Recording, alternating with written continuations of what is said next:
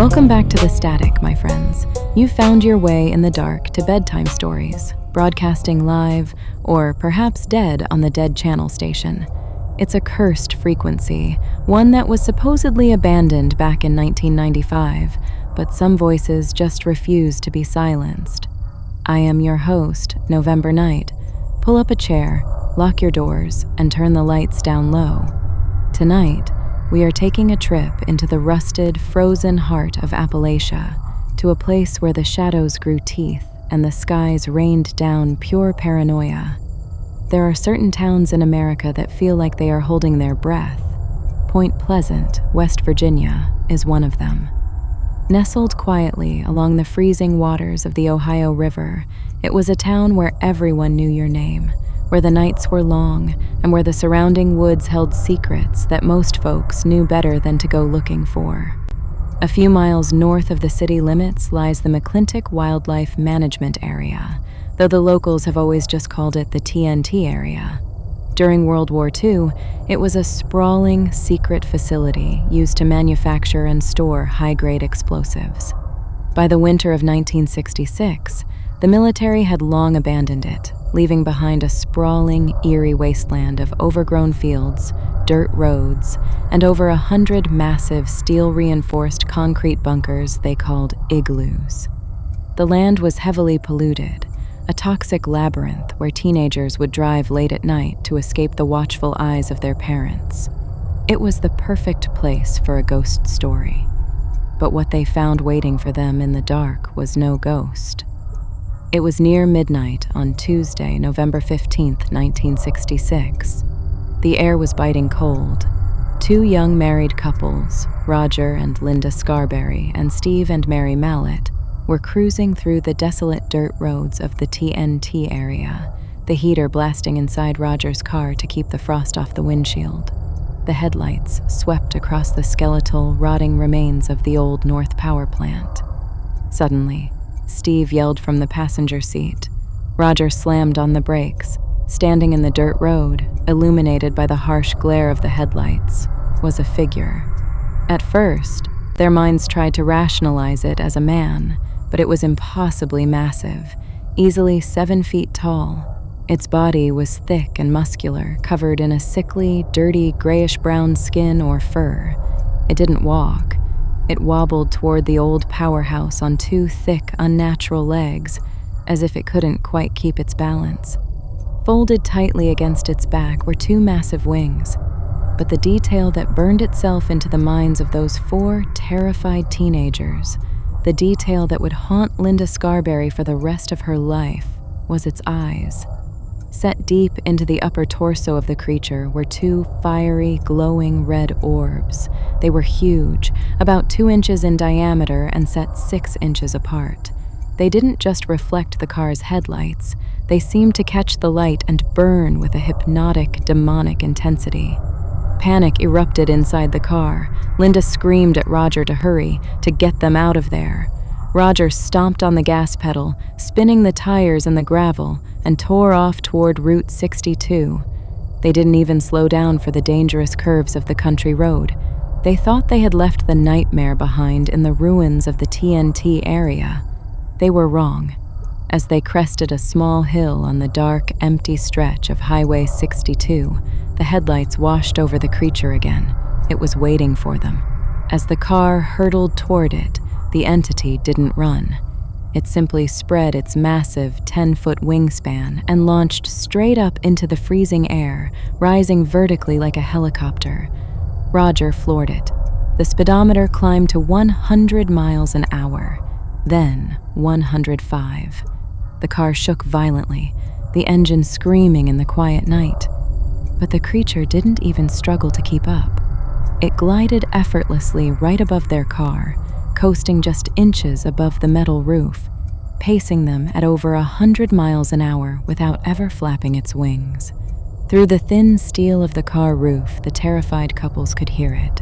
It made a horrific squeaking sound, like a giant mouse, as it dove repeatedly at the vehicle, casting a massive, terrifying shadow over them. It hunted them down the desolate highway, an angel of death stalking them through the night. They saw the body of a large, dead dog lying on the side of the road as they fled, a gruesome marker in the dark. The creature only peeled away and vanished into the fields when they reached the safety of the city lights near the local armory. They stumbled into the Mason County Courthouse, pale, exhausted, and shaking with absolute terror. They told their story to Deputy Millard Halstead, a man who knew the teens well and could see they were dead serious and hadn't been drinking.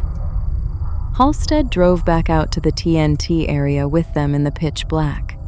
When they parked near the power plant and turned off their lights, they sat in the suffocating silence. Minutes ticked by. Then, in the dark, those two glowing red eyes appeared again. Dust kicked up from the ground, as if something massive was shifting in the shadows. They fled back to town, refusing to sleep that night, keeping all the lights on in their homes. The next morning, the local newspaper, the Point Pleasant Register, ran the story, and the news exploded. The press dubbed it the Mason County Monster, the Red-Eyed Demon, and, inspired by the Batman TV show, the Mothman. Wildlife experts and skeptics tried to explain it away, claiming the terrified teens had just seen an overgrown snowy owl or a lost sandhill crane migrating through the area. But a sandhill crane doesn't chase a speeding car at 100 miles an hour. A bird doesn't steal a massive German shepherd named Bandit, leaving nothing behind but two glowing red reflections in a dark meadow 90 minutes before the creature chased the teenagers. For the four witnesses, the nightmare didn't end that night. Linda Scarberry's life was fractured. She lived on nerve pills, terrified of the dark, unable to sleep without the lights burning all night long. Everywhere she went, she felt a creeping fear, looking up at the sky, closing her eyes only to see those fiery red orbs staring back at her. And worse, the town laughed at them. People called them crazy, whispered about them in crowds, and mocked their terror. But the laughter didn't last, because the Mothman was just the beginning. Over the next 13 months, Point Pleasant descended into absolute, unexplainable madness. Over 100 people came forward with their own sightings of the creature. It was seen lurking in abandoned maintenance buildings, gliding over the rivers, and staring through the windows of rural homes. But the creature didn't come alone. The skies above the Ohio River filled with unidentified flying objects. Residents reported glowing, cigar-shaped crafts and blinding orange orbs hovering over the TNT area and darting through the clouds at impossible speeds. The town was gripped by a supernatural fever, drawing tourists, monster hunters, and investigators like John Keel to the area. And then the visitors arrived, the men in black. They didn't act like government agents. They were deeply, inherently wrong. They drove pristine black cars and wore immaculate, old-fashioned black suits. Witnesses reported that they looked sickly pale, their eyes hidden behind thick, dark glasses. They moved with a jerky, unnatural stiffness and spoke in strange, halting accents. One of them visited the office of Mary Heyer, a dedicated local reporter who was documenting the sightings. He stared at a simple ballpoint pen on her desk in absolute amazement, as if he had never seen an earthly object before.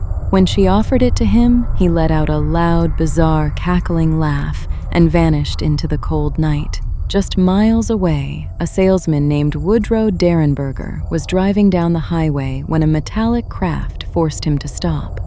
A man stepped out, possessing a frozen, terrifying smile, and communicated with Derenberger purely through telepathy. He called himself Indrid Cold. Poltergeist activity plagued the homes of witnesses, radios malfunctioned, and strange, menacing phone calls plagued reporters and investigators. Point Pleasant was cracking under the weight of the impossible. It was as if the fabric of reality was tearing apart right above the town. And then, the tearing stopped. But the cost was unimaginable. It was December 15th, 1967, exactly 13 months to the day since Roger and Linda Scarberry first saw those red eyes in the TNT area. It was 5:04 p.m. on a freezing Friday evening. The Silver Bridge, a massive suspension bridge connecting Point Pleasant to Ohio, was packed bumper to bumper with rush-hour commuters and holiday shoppers. The bridge was shivering under the weight of the idling cars. Deep inside the structure, a single, microscopic crack in a steel eye-bar, a flaw that had been slowly widening over the years from weather and strain, finally gave way. There was no redundancy in the bridge's design. In less than a minute, the entire structure twisted, shuddered, and violently collapsed into the icy black currents of the Ohio River. Dozens of cars were dragged down into the freezing, pitch-dark depths, wrapped in a tangled cage of twisted steel. 46 people were killed that night. 2 of the victims were never found, swallowed whole by the river. The town was plunged into an agonizing, devastating grief as divers spent weeks braving the freezing currents to pull the bodies of their neighbors from the wreckage, and in the horrific silence that followed the collapse of the Silver Bridge, the high strangeness abruptly ended. The UFOs vanished from the skies. The men in black were never seen again, and the red eyes of the Mothman never again haunted the dark roads of Point Pleasant. What really happened in West Virginia during those 13 months? Was it a curse placed on the land centuries ago by the murdered Shawnee Chief Cornstalk? Was the creature just a bizarre, unidentified bird, mutating in a toxic, abandoned munitions dump, its legend amplified by a town gripped by mass hysteria? Or was the Mothman something older, a supernatural harbinger of doom, an omen drawn to the scent of impending tragedy, appearing in the dark to warn the town of the catastrophic death that was coming? Some say the Mothman didn't die in Point Pleasant. He just moved on to the next disaster. They say those massive wings were spotted in the shadows right before the Chernobyl nuclear meltdown and hovering in the smoke of New York City on September 11th. Always waiting, always watching. We demand that the world be a place of reason, of science, and structural engineering. We take comfort in knowing that a bridge falls because a piece of steel fails. But the people of Point Pleasant know the truth. They know that sometimes logic is just a thin sheet of ice over a very deep, very dark river. They know that sometimes, if you stare long enough into the absolute dark, the dark opens 2 red eyes and stares back. This has been November Night, broadcasting from the Dead Channel station. Keep your lights on and lock your windows tonight. If you believe in that sort of thing.